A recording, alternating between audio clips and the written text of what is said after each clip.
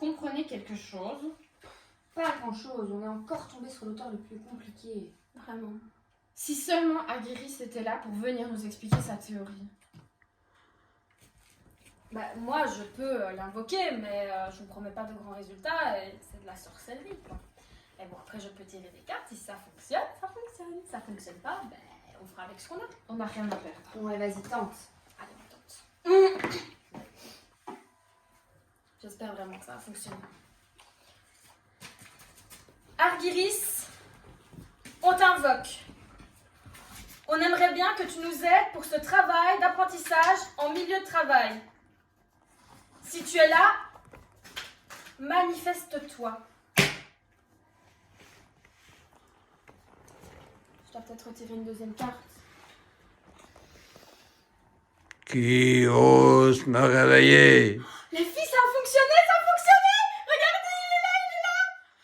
C'est moi qui t'ai invoqué! En fait, voilà. On vous a invoqué, Marine, Elsa et moi, pour que vous puissiez parler de la théorie. En fait, on voudrait, ça vous dérange pas, et si on vous réveille pas, voilà. On aimerait vraiment beaucoup que vous nous expliquiez votre théorie sur les organisations et sur le collectif. Si vous pourriez vraiment nous aider, ça nous aiderait parce que nous, on comprend rien du tout et on a un travail à rendre, on a une vidéo à faire et là, ça commence vraiment à être difficile. Je vais vous aider. Merci.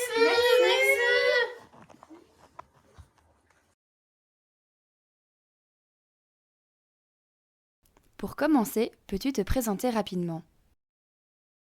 Je m'appelle Chris Argyris. Je suis né en 1923 et décédé en 2013. J'ai vécu dans le New Jersey. Je suis professeur à l'université et chercheur.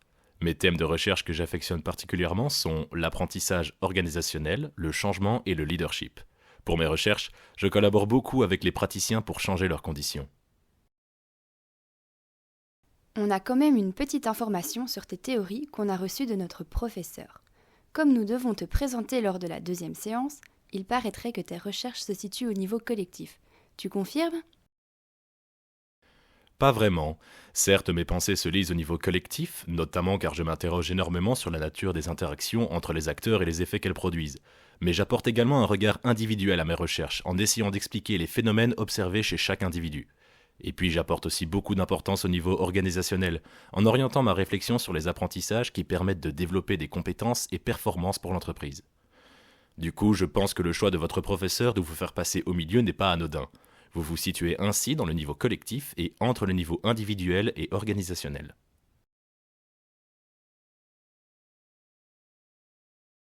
Dans les théories sur tes recherches que nous avons lues, la théorie de l'action est évoquée à de nombreuses reprises. Tu peux nous en dire plus sur ce sujet? La théorie de l'action me vient de Dewey, un psychologue et philosophe américain de la première moitié du XXe siècle. Il avait constaté que les individus qui s'engagent dans le monde rencontrent des situations problématiques dans lesquelles les attentes diffèrent des résultats. Ces situations créent des doutes qui amènent à de nouvelles façons de penser et d'agir pour résoudre ces doutes. Et dès qu'un problème est résolu, un autre apparaît et la recherche se poursuit. Cette recherche est considérée comme un processus social. C'est de là que j'ai créé la théorie de l'action. La théorie de l'action découle de la science-action, c'est-à-dire une science dans laquelle l'accent est mis sur les praticiens qui s'engagent dans un processus de réflexion, mené en collaboration, sur des problèmes liés à la pratique dans un contexte d'apprentissage. La notion d'action, elle, signifie que l'apprentissage a pour but d'agir efficacement. Il y a action efficace lorsque celle-ci atteint les résultats désirés, qui persistent dans le temps, sans faire face à des conséquences indésirables. Pour arriver à ce résultat, les actions sont orientées par un ensemble de valeurs desquelles découle un ensemble de stratégies. La théorie de l'action se réfère donc à des situations complexes qui amènent les individus à mettre en place une théorie pour décider ce qu'ils doivent faire. Il existe deux types de théories. La théorie professée, ou espoused theory, qui est utilisée pour expliquer ou justifier nos actions grâce à un ensemble de valeurs et croyances et d'attitudes. La deuxième, la théorie d'usage, ou theory in use, évoque les théories qui régissent nos actions. Elles sont généralement implicites ou tacites. Ce sont des stratégies qui se mettent en place selon les règles et procédures. Pour simplifier, les théories professées mettent en avant ce que l'individu veut faire, tandis que les théories d'usage montrent ce que l'individu fait en réalité. Et donc, c'est avec la théorie de l'action qu'on peut faire le lien avec l'apprentissage organisationnel? Exactement. L'apprentissage organisationnel se produit lorsque des individus au sein d'une organisation font face à un problème ou une situation complexe. Ils passent alors par un processus de détection et de correction des erreurs. L'erreur, dans ce cas, est vue comme un écart entre ce qui est attendu de l'action et son résultat, comme un dysfonctionnement. L'apprentissage est vu comme une conception collaborative qui permet de voir les problèmes dans leur ensemble et de favoriser la réflexion collective. Il existe alors 2 types d'apprentissage, la simple boucle et la double boucle.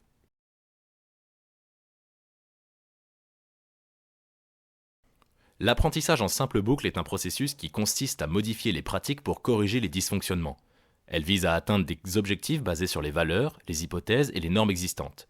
L'apprentissage en simple boucle est valable pour les tâches routinières, car il apporte des solutions à court terme. Dans cette situation, on apprend par essai-erreur. Pour expliquer ce concept, je prends souvent l'exemple d'un thermostat. Quand il fait trop froid dans la pièce, le thermostat détecte ce problème et va enclencher un processus pour augmenter la température de la pièce. Il n'y a pas eu de réflexion sur la cause du refroidissement.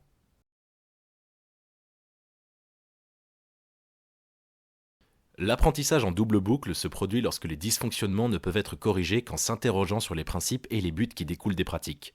On arrive à cette situation lorsque l'apprentissage en simple boucle n'est plus efficace. La double boucle permet de répondre à des situations complexes en reconsidérant les valeurs, les hypothèses et les normes en passant par une réflexion personnelle et collaborative. Effectivement, la réflexion est un élément important pour un changement efficace et pérenne, comme le suggérait déjà mon confrère Mézirao. Effectivement, les travaux de ce dernier sur la réflexion sur les prémices coïncident avec mes pensées. Nous sommes convaincus que c'est la remise en question des valeurs qui apportera un apprentissage transformationnel, pertinent et efficace sur le long terme. L'apprentissage en double boucle nécessite généralement l'intervention d'une personne extérieure, un coach ou un consultant, ainsi qu'un grand engagement organisationnel. Si je reprends l'exemple du thermostat, lorsque la température de la pièce est trop basse et que ce problème revient à plusieurs reprises, le thermostat effectue toujours la même action. Or, la solution se situe peut-être à un autre niveau. Il faut réfléchir plus en profondeur pour trouver des solutions.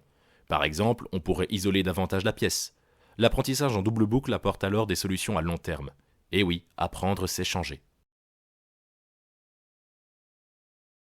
On a aussi vu que tu avais déterminé 2 modèles avec ton confrère Scone. Oui, en 1978, Scone et moi-même avons constaté qu'il existait 2 modèles d'apprentissage en milieu de travail. Le modèle 1 est mis en place lorsque la tâche est contrôlée afin de se protéger pour minimiser les pertes et éliminer les émotions et sentiments négatifs. Pour cela, seules les stratégies d'action sont modifiées, ce qui limite l'apprentissage. Il y a peu de réflexion. Dans ce cas, l'apprentissage qui sera mis en place est celui de la simple boucle. Le modèle 2 s'applique lorsqu'il y a une volonté d'obtenir une information valide à travers des choix libres et éclairés, notamment à travers des changements de valeur. Pour cela, la réflexion, la coopération et l'analyse sont essentielles pour assurer un engagement interne et assurer un suivi. Ce modèle favorise donc l'apprentissage en double boucle. Tout nous semble tellement facile maintenant. Merci Argyris pour toutes tes explications. Avec plaisir. J'ai un dernier petit cadeau pour vous. Voici 2 schémas qui résument les principaux concepts que je vous ai expliqués.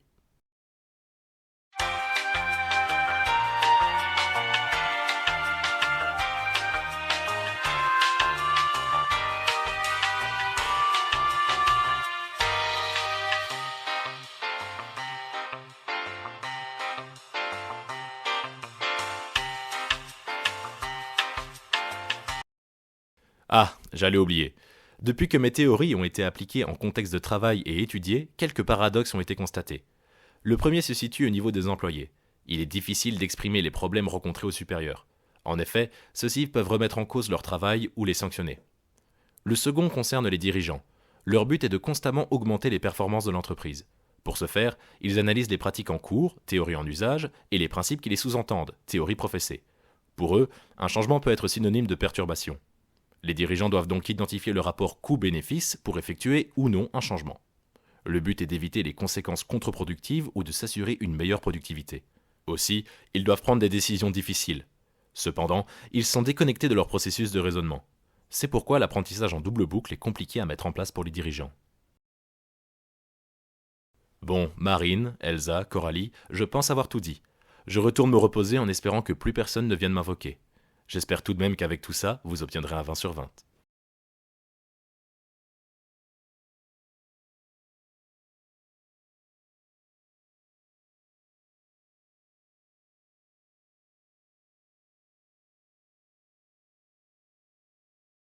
Je vais tirer la carte et une fois que la carte elle est tirée, bah s'il n'est pas là, il n'est pas là. Ok. Argyris, on t'invoque ici maintenant pour le travail, l'apprentissage pour le travail.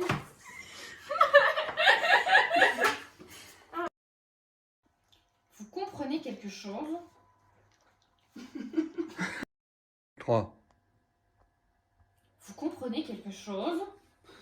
Pas grand chose. On est encore tombé sur le. On aimerait bien que tu sois parmi nous pour nous expliquer ta théorie. Si tu es là, manifeste-toi.